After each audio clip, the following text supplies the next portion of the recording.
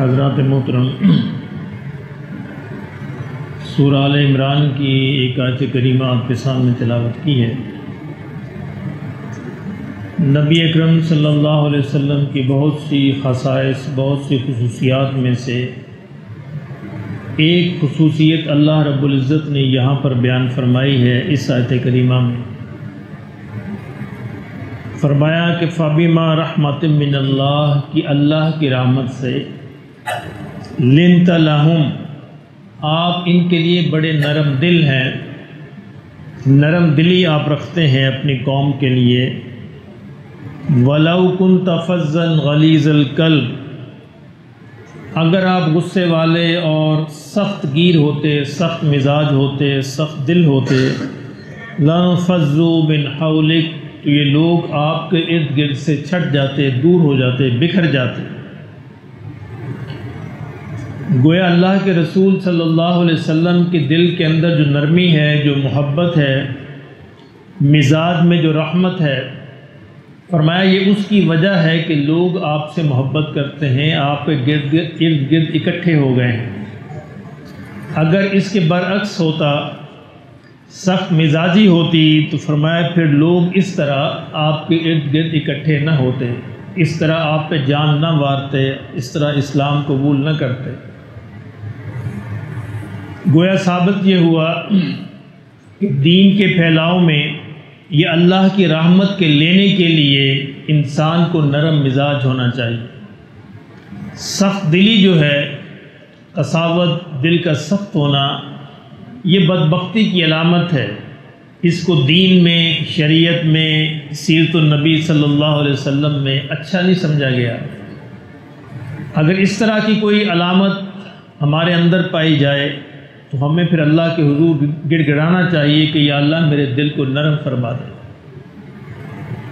نرم دلی ایک بہت بڑی نعمت ہے جو اللہ کی طرف سے عطا ہوتی ہے، اور جس کو عطا ہو جائے گویا اسے اللہ کے نبی کی سنتوں میں سے ایک سنت مل جاتی ہے، یہ نعمت اس کو نصیب ہو جاتی ہے۔ اور اگر یہ نعمت نصیب ہو جائے تو انشاءاللہ جو دنیا کے اندر نرم مزاج ہوگا، اللہ قیامت کے دن اس کے لیے نرمی برتے گا۔ یہ بڑا اللہ نے ضابطہ رکھا ہے، احادیث میں اکثر یہ آتا ہے کہ جیسا آپ چاہتے ہیں کہ قیامت کے دن اللہ آپ سے معاملہ فرمائے، اس طرح دنیا کے اندر آپ معاملہ فرمائیے۔ ارحم من فی الارض یرحمک من فی السماء کہ تم دنیا والوں پر رحم کرو، آسمان والا تم پہ رحم کرے گا۔ فرمایا کہ تم دنیا والوں کے عیبوں کو چھپاؤ، آسمان والا تمہارے عیب کو چھپائے گا قیامت کے دن۔ یہی معاملہ نرم دلی کا ہے کہ انسان جو ہے اگر نرم دل ہے، دوسروں کے لیے نرمی برتتا ہے تو انشاءاللہ قیامت کے دن اس کے ساتھ بھی نرمی برتی جائے گی۔ اللہ رب العزت تو بڑی غیرت والی ذات ہے، ہستی ہے۔ ایک فقیر تھے، برتن بنایا کرتے تھے مٹی کے، تو وہ کوئی مائی آئی کھوٹا سکہ لے کر، انہوں نے کہا چلے اس کا دل نہ ٹوٹے، تو کھوٹا سکہ لے کے اس کو برتن جو ہے وہ اس کو دے دیا۔ اب لوگوں میں بات مشہور ہو گئی، یہ بابا تو بے وقوف ہے، کھوٹے سکے لے کے بھی برتن دے دیتا ہے۔ لوگ آتے چلے گئے اور جو بھی کھوٹا سکہ دیتا ہے وہ لے لیتا اور لے کے اس کو برتن دے دیتا۔ اب کسی نے کہا کہ تو بڑا عجیب پاگل آدمی ہے، کب تک تیرا ایسے کام چلے گا؟ اس نے کہا میں تو اس امید پہ کر رہا ہوں کہ جس طرح میں لوگوں کے کھوٹے سکے اکٹھے کرتا ہوں، کل میں اللہ کے حضور جب کھوٹے اعمال لے کے آئے تو اللہ اس کو قبول فرما لے، تو اللہ مجھے کہے گا تو مجھ سے زیادہ سخی تھا، اگر تو مجھے کھوٹے سکے لے کے قبول کرتا تھا تو میں تیرے کھوٹے اعمال بھی قبول کرتا ہوں۔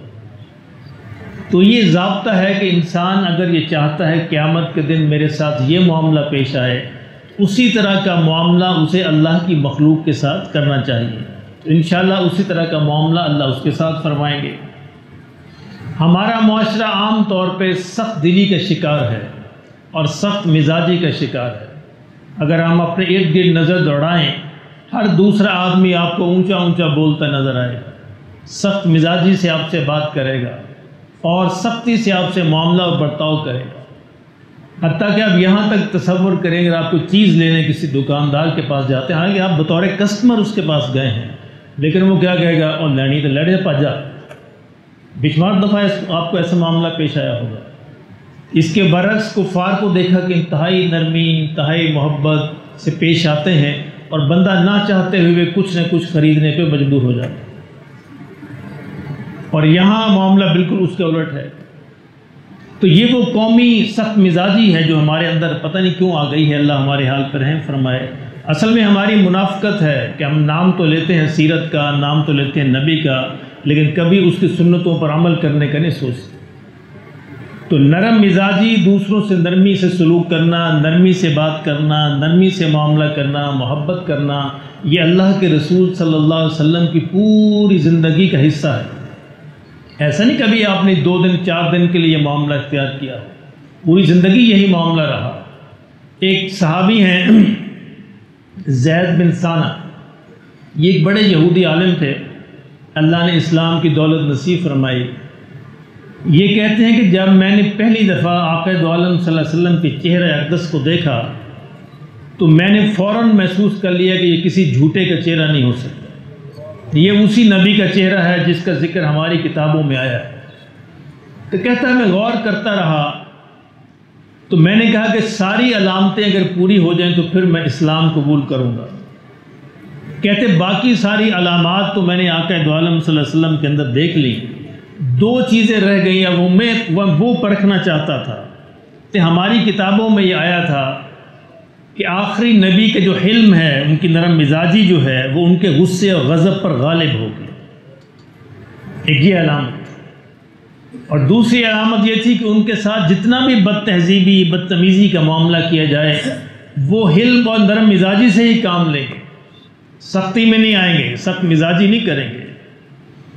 کہتے میں یہ زید کہتے ہیں کہ میں یہ 2 شرطیں پوری ہوتے دیکھنا چاہتا تھا۔ ایک دن کہتے میں کھڑا تھا کہ نبی صلی اللہ علیہ وسلم اپنے حجرہ مبارک سے باہر تشریف لائے، حضرت علی بھی آپ کے ساتھ تھے۔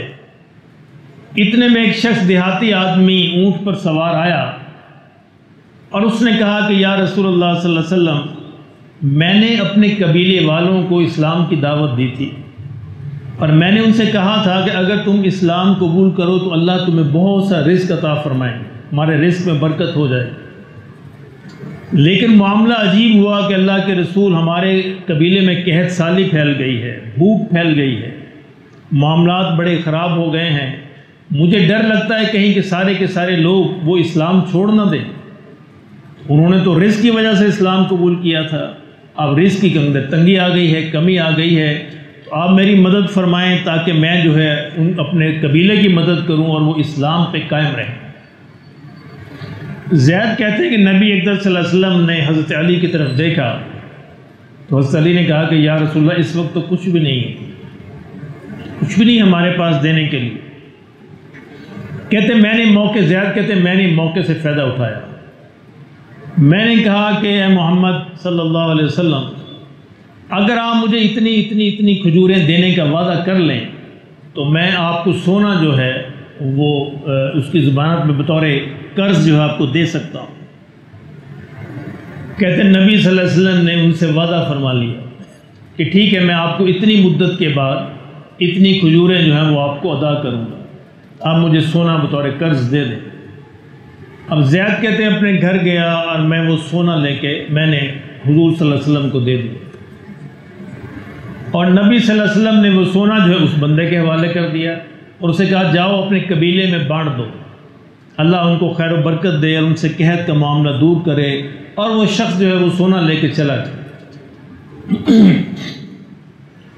زید کہتے ہیں میں انتظار کرتا رہا کہ وہ مدت پوری ہو جائے، جو بھی مدت تھی 6 ماہ سال جو بھی مدت تھی۔ کہتے جب وہ مدت پوری ہونے کے قریب آئی، ابھی 2-4 دن رہتے تھے کہ میں مسجد نبوی کے اندر آیا، نبی صلی اللہ علیہ وسلم تشریف فرما تھے، حضرت عمر بھی موجود تھے، تو میں نے بڑی سختی سے بات کی اور میں نے کہا محمد، اے عبداللہ کے بیٹے، اے عبد المطلب کی اولاد، کیسے لوگ ہو تم اپنے وعدے پورے نہیں کرتے، یعنی بدتمیزی سے بات کی۔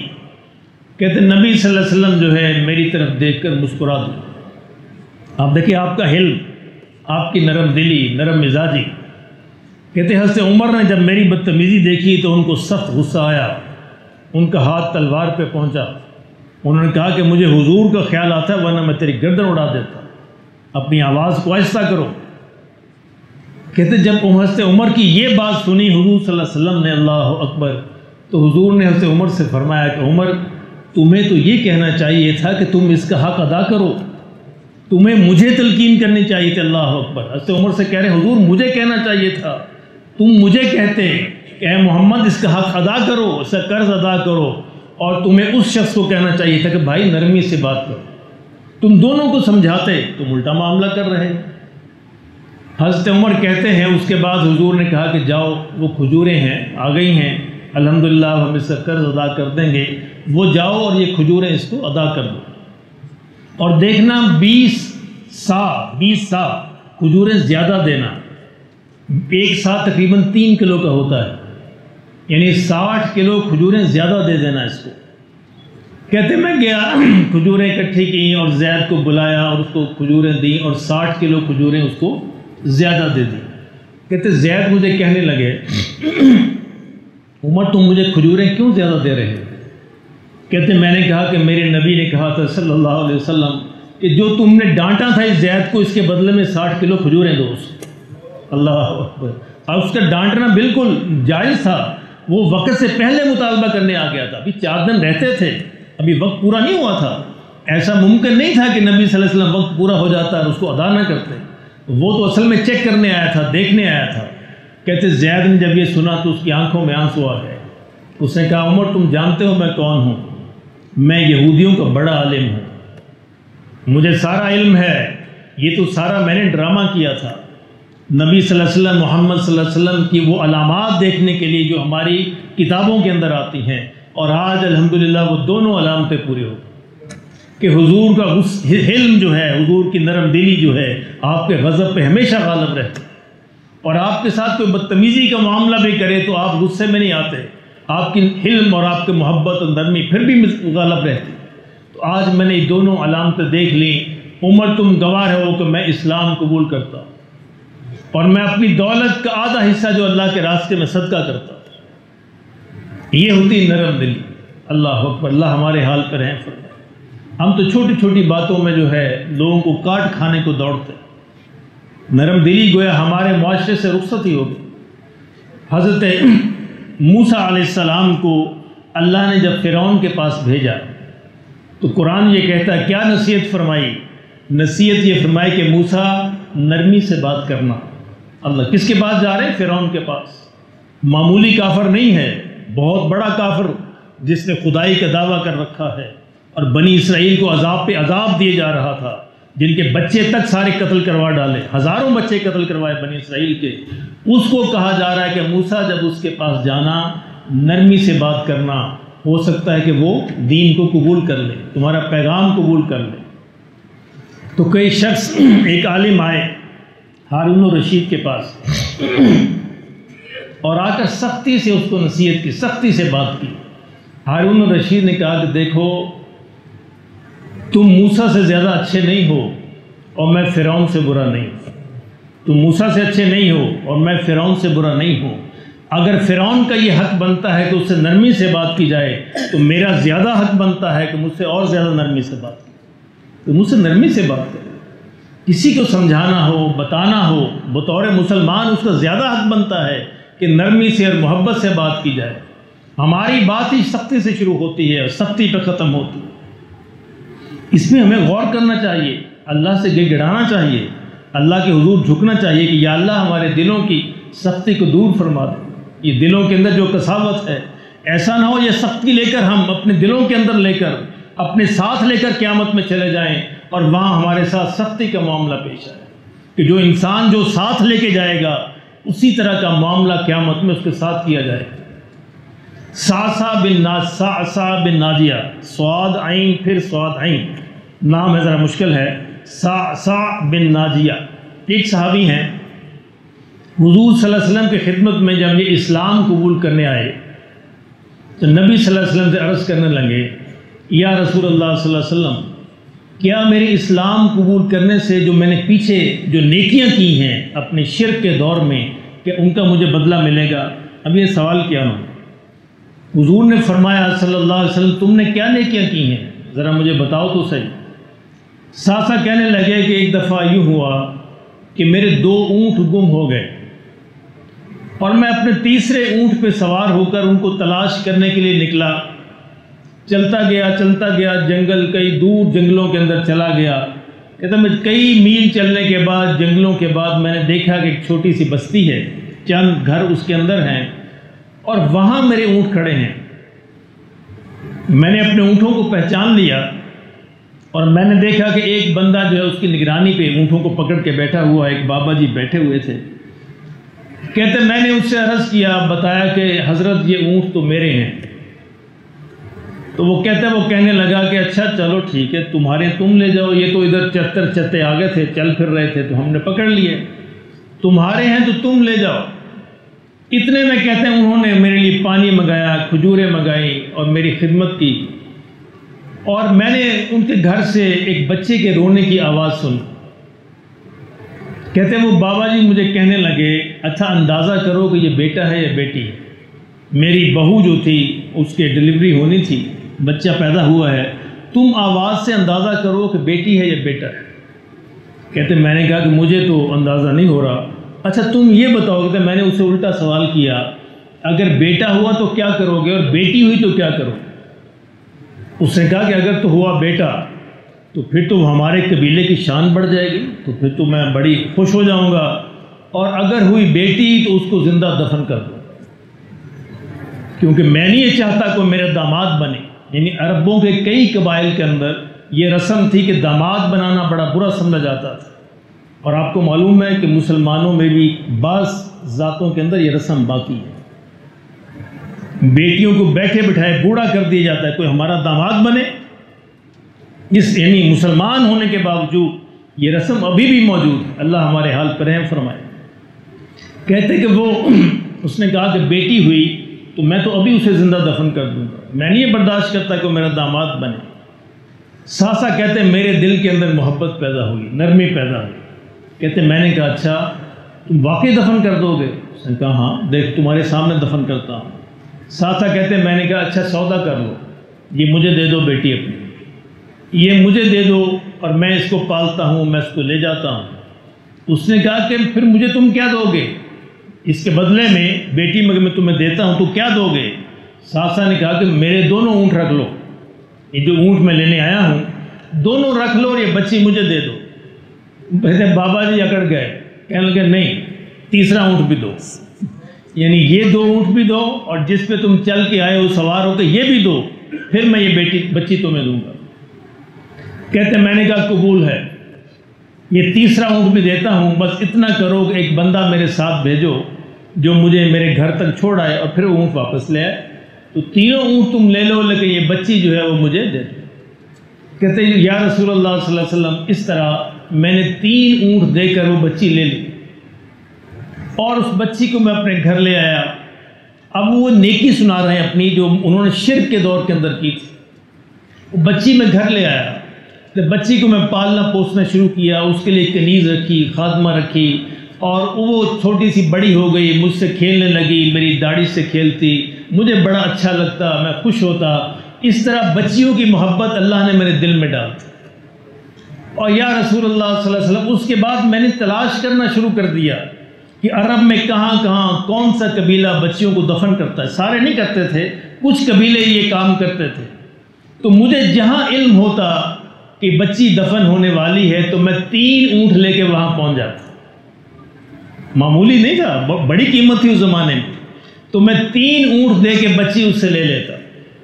یا رسول اللہ صلی اللہ علیہ وسلم اب میری حویلی میں 360 بچیاں جمع ہو چکی۔ اللہ اکبر۔ کہتے حضور نے یہ سنا تو حضور کی آنکھوں سے آنسو آنا شروع ہوئے، آپ نے رونا شروع کیا۔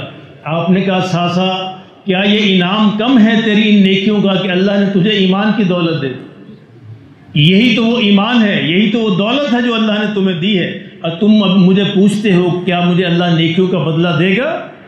اے ساسا یہی تیری نیکیوں کا بدلہ ہے کہ اللہ نے تمہیں ایمان کی دولت نصیب فرما دی، اور اس سے آگے حضور نے عجیب بات ارشاد فرمائی، فرمایا کہ ساسا یہ تو دنیا کے اندر بدلہ ہے، قیامت کے دن میں محمد اس بات کی ضمانت دیتا ہوں کہ میرا رب تیرے لیے اپنے خزانوں کے خزانے کھول دے گا، خزانوں کے منہ کھول دے گا۔ یہ محمد کی ضمانت ہے صلی اللہ علیہ وسلم، اس سے بڑی ضمانت کیا ہو سکتی؟ یہ ہے نرم دلی۔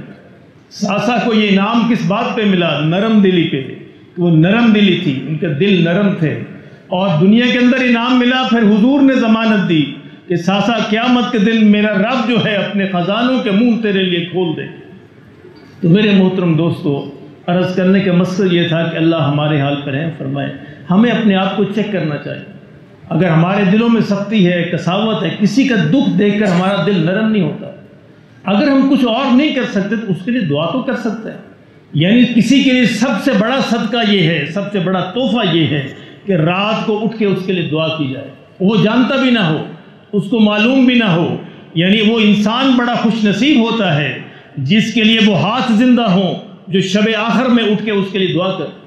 یہ کسی کسی کو نصیب ہوتا ہے، اور جن کے ماں باپ زندہ ہیں ان کو تو خاص طور پر خوش ہو جانا چاہیے کہ وہ تو بلا کسی تفریق کے بغیر دعا کرتے ہیں، اور اگر کوئی آپ کے لیے دعا کرنے والا موجود ہے تو وہ آپ کو سب سے بڑا محسن ہے، خاص طور پہ راتوں کو اٹھ کے۔ اس لیے دلوں کے اندر اگر سختی ہے خدا کے لیے تو اللہ کے حضور اٹھ کے دعا کریں، گڑ گڑائیں کہ یا اللہ ہماری اس سختی کو دور فرما دے۔ ایسا نہ ہو قیامت کے دن یہ سختی ہمارے آگے آڑے آ جائے اور ہمیں یہ جہنم کی طرف دھکیل دے۔